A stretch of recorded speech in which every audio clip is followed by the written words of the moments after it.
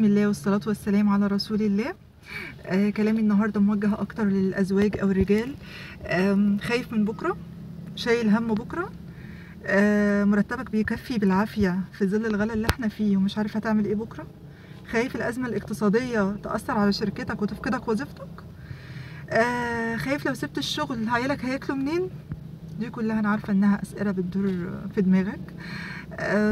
سواء كنت بتشتغل في شركة أو بتشتغل في مكان أو كنت صاحب بيزنس، صاحب عمل حر، خايف إن السوق ينهار، ما يبقاش فيه إنتاج ولا بيع ولا شراء ولا أي حركة. هقول لك حاجة حلوة قوي. ربنا سبحانه وتعالى بيقول لنا إيه؟ وفي السماء رزقكم وما توعدون فورب السماء والأرض إنه لحق مثل ما أنكم تنطقون. يعني مش بس بيقول لنا في السماء رزقكم وما توعدون، لا ده كمان بيقسم بالسماء والأرض إنه لحق. يا جماعة ده حق، لدرجة إن في أعرابي استغرب أو قال إيه يعني من ذا الذي أغضب الجليل حتى جعله يقسم إن ربنا سبحانه وتعالى يقسم. ولكن هو ربنا سبحانه وتعالى بيقسم عشان عارف عباده، عارف ان في بشر مننا يعني مش يعني بيزود اطمئنانهم او بيطمنهم اكتر. زي مثلا يعني هديك مثال، زي مثلا ما تطمن ابنك انت مسافر ويقول لك يا بابا مثلا انت كويس؟ انا حاسس ان انت متضايق، تقول له كويس. يا بابا انت كويس؟ تقول له والله كويس، فبتطمنه. ولله المثل الاعلى طبعا. فالرزق ده مش بتاعنا، الرزق ده يا جماعه مش بتاعنا. الرزق ده مش شطاره منك ولا مجهودك، ولا احنا جينا الدنيا بمجهودنا ولا بشطارتنا ولا بطموحاتنا. ربنا سبحانه وتعالى هو اللي علمنا واحنا في بطون امهاتنا ان احنا نبكي علشان نعبر عن احتياجاتنا، علشان نتواصل. وهو اللي علمنا بعد كده نفكر، وعلمنا نتدبر، وعلمنا ان نتكلم، وعلمنا نمشي، وعلمنا نتواصل. هو اللي علمنا، احنا جينا من عدم. فالرزق ده يا جماعه بتاع ربنا سبحانه وتعالى، مش بتاعنا خالص. اوعوا تفكروا فيه، او اوعوا تشيلوا هم بكره، او اوعوا تشيلوا هم غلا والدنيا هتغلى. والله العظيم هيرزقكم، هو وعدنا بده. مش بتاعتنا يا جماعه، دي مش دي اللي تفكر فيها، دي بتاعت الملك، بتاعت اله. ربنا سبحانه وتعالى بيقول ايه؟ وما من دبة في الارض الا على الله رزقها.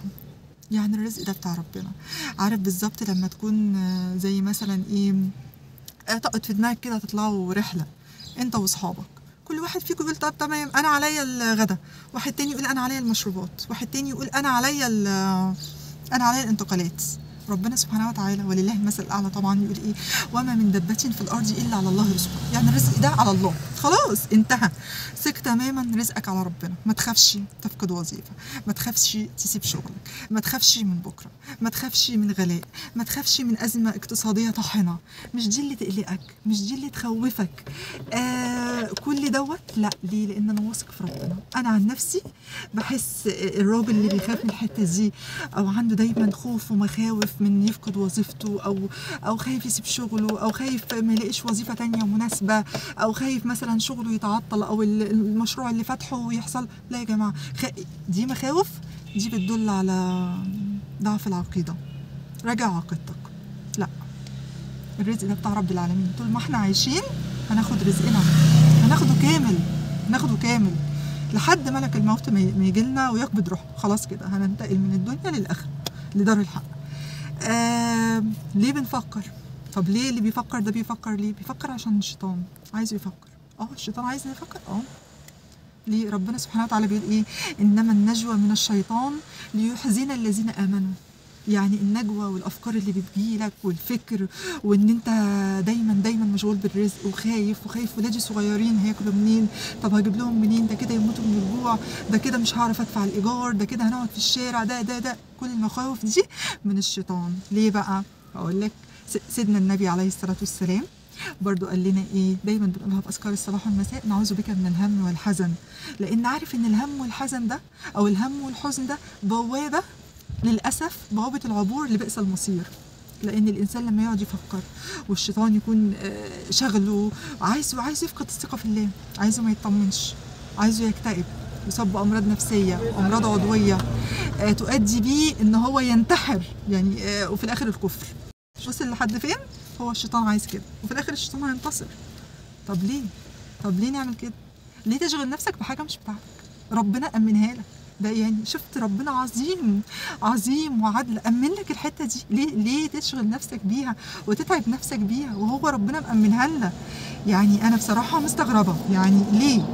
أنا كمان كلامي دلوقتي عايزة أقول للزوجات طمني جوزك، طمنيه من الحته دي، لان هو دايما رب الاسره او بيبقى دايما قلقان وخايف، وبالذات لما بيبقى فيه اضطرابات اقتصاديه في العالم وغلا وحاجات كتير قوي، بيبقى قلقان قوي من النقطه دي. طمنيه وخليكي دايما داعمه ليه وقويه، حتى لو لا قدر الله فقد وظيفته، ايه المشكله؟ ربنا هو اللي بيرزق، ربنا هو الرزاق. قول له ما تخافش من حاجه، قول له احنا معانا ربنا مش هينسانا، والله العظيم ما هينسانا، والله ما ينسانا، احنا بشر، احنا يعني ده كل حاجه في الدنيا على الله رزقها، يعني مش هينسانا خالص. طمنيه من الحته دي وخليكي داعمه ليه وخليكي قويه. وايه يعني حتى لو قعدنا فتره ناكل جبنه، ايه المشكله؟ طبق جبنه وحزمه جرجير بالدنيا وما فيها، ما فيهاش مشكله خالص. وبعد كده ربنا هيكرم، ان مع العسر يسرا. مفيش، الدنيا بتعدي، مفيش حاجه بتدوم، مش صعبه. هحكي لكم قصة بسيطة كده ظريفة كنت قريتها، أنا مش فاكرة بالظبط الحقبة الزمنية بتاعتها، بس هي لسيدة عندها زوجها توفى وعندها 9 أطفال أيتام.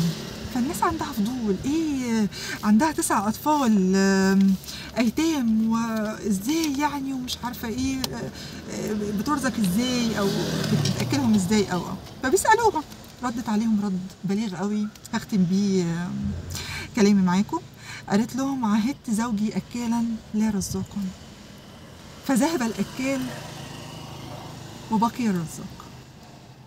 بس كده، ده باختصار إن ربنا موجود، ربنا هو الرزاق. متشيلش هم بكرة، متشيلش أي هم، يعني الرزق ده بتاع ربنا سبحانه وتعالى مش بتاعتنا، وهيرزقك هيرزقك. خليك عندك يقين، خليك واثق في ربنا، اعمل اللي عليك. ربنا قال لنا وامشي في مناكبها، اشتغل واجتهد واتقن عملك زي سيدنا النبي عليه الصلاه والسلام ما امرنا باتقان العمل. لكن النتيجه دي بتاعت ربنا، رزقي هيجيني، انا الرزق بتاع ربنا سبحانه وتعالى. اتمنى اكون كنت ضيفه خفيفه على قلبكم. بحبكم في الله، وما تنسوش تصلوا على رسول الله عليه الصلاه والسلام. يا رب يا رب استخدمنا ولا تستبدلنا. قولوا امين.